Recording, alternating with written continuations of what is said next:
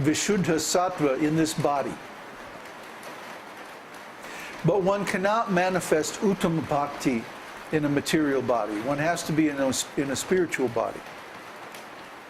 Now you could still be, on the earth when you do that, but it would not necessarily be visible externally.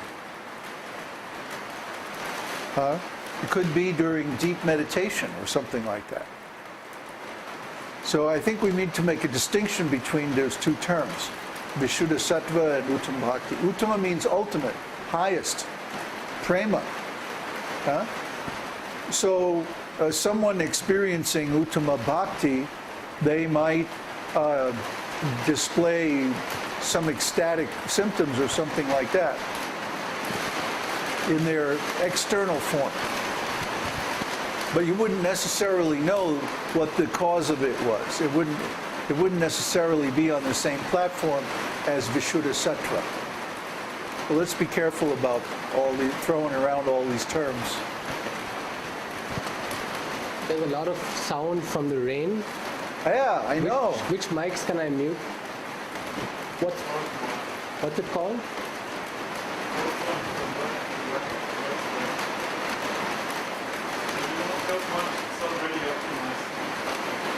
Okay.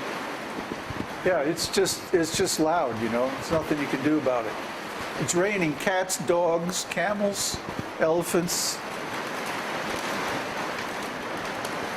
The only one you could mute is this.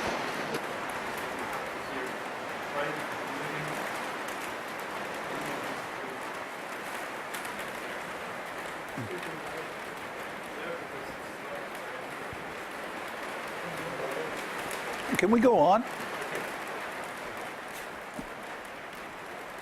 Question from I know. question from David Linder. Are the Pandavas considered pure devotees? If so, why do they visit the heavenly planets and not go straight to the spiritual world? Because Mahabharata is on the platform of Karma Kanda.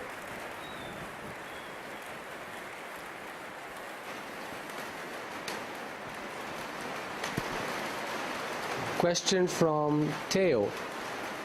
If you are picking up where you left off in the next life as a sincere devotee, will you still be subjected to the pain and suffering in the womb before taking birth, or will Krishna remove them? Krishna can moderate that.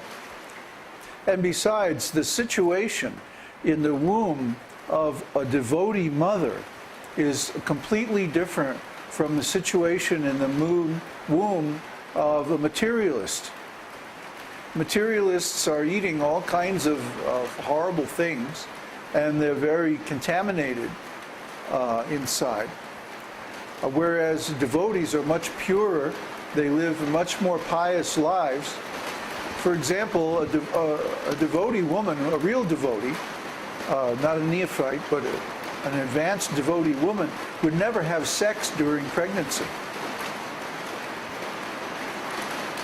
I mean, if you read Śrīmad-Bhāgavatam about the experience of the fetus in the womb, how could you ever have sex during pregnancy?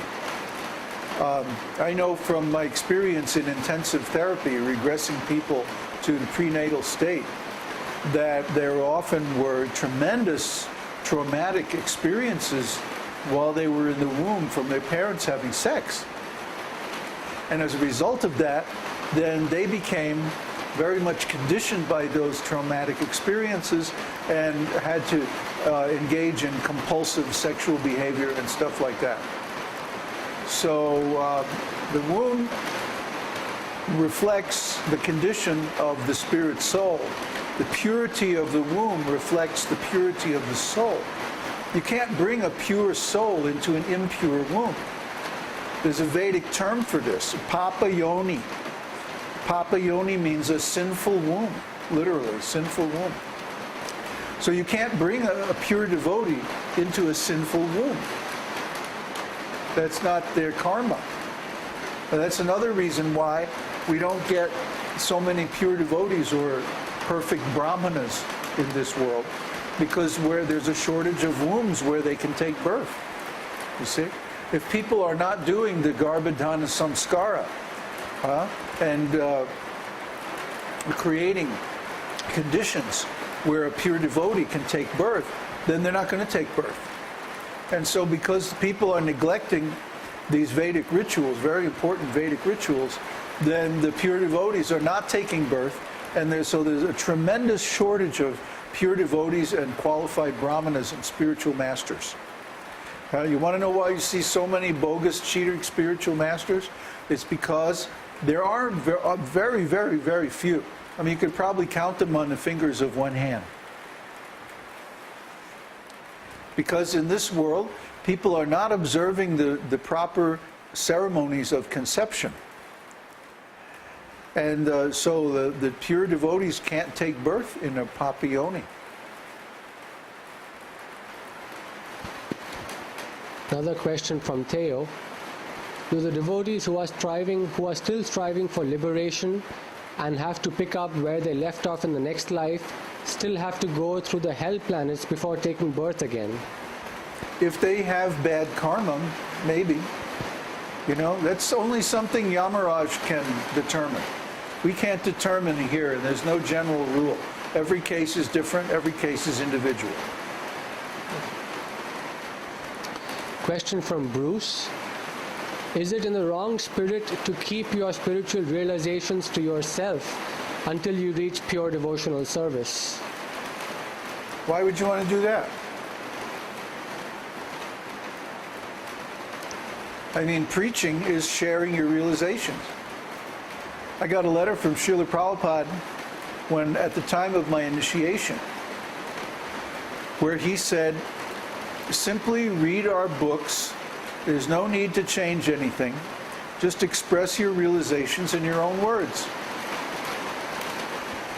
And that's what I'm doing when I'm preaching. That's what I'm doing when I'm writing. Anybody can do that.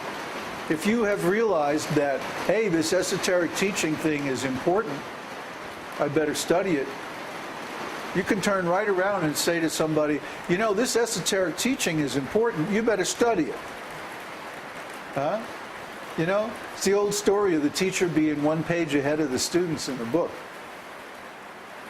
But that's all right. Whatever you have realized, you can preach to others. That's legitimate. See? You can't go, if you haven't attained full self-realization, you can't go to others and say, you should surrender everything to Krishna and just love him purely with all your heart. And the reason you can't say that is because you haven't done it. It won't have any potency. If a pure devotee says it, then, oh yeah, that has some potency. But you, in general, should not try to convince anyone of something that you yourself have not realized. That's bogus. It won't have any potency. Because then if they ask a question, you go, well, let's see, I read in the book that it says da-da-da-da-da-da. You see? But there's no potency behind that because it's not coming from your experience. When you speak from your own experience, that's very, very powerful, very convincing.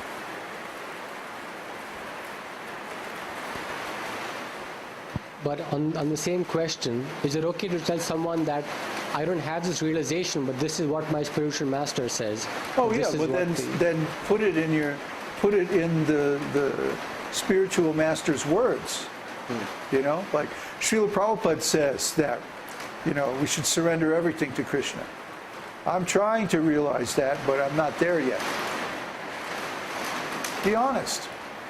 Don't play a role. Don't say what you think you're expected to say.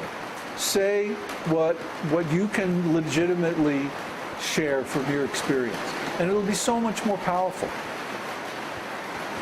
I think most people know when they're being put on,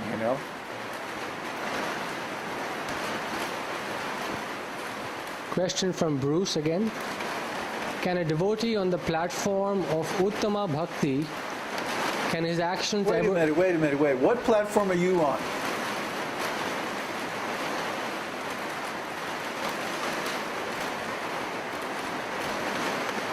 Are you on the platform of Uttama Bhakti or anywhere near it?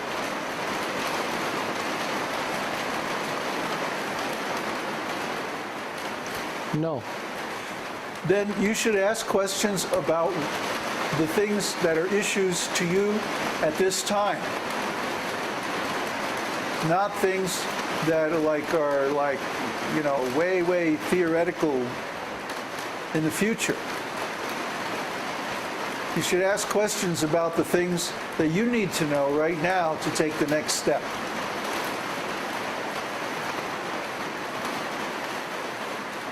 It's like somebody in the high school algebra class asking about tensor calculus. You know? You haven't figured out quadratic equations yet. What are you talking about, tensor calculus?